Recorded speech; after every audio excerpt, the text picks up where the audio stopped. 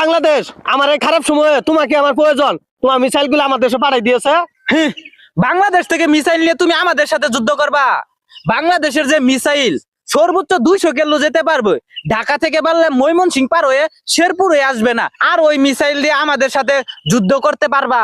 তোমরা বাংলাদেশে মিসাইল দিয়ে আমার আর ডুরান্ট আমার ভয় দেখাইতাছ। আমার দেশের পোলাপান এলে মিসাইল দিয়ে খেলাধুলা করে।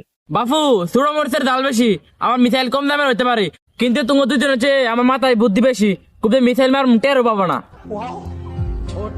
আমি জানতাম বাংলাদেশ তোমার মাথায় যে বুদ্ধি আছে, এই বুদ্ধির কাছে দুলালটা আমার সৌদি আরব এমনি হার মানি যাবো গা।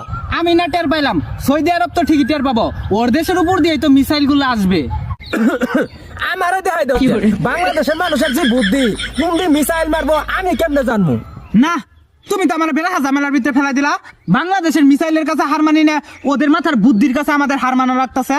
বাবু বাংলাদেশকে ছোট করে দেখো না, বাংলাদেশ জন্য আমার পাশে থাকে, তোমরা দুইজন আমার কোনো বালি ছিটতে পারবা না। বাবু তুমি কোনো চিন্তা করো না, সৌদি আরব ডোনাল্ড ট্রাম্পের বাসদার জন্য আমি তোমার পাশে আছি। No no no no,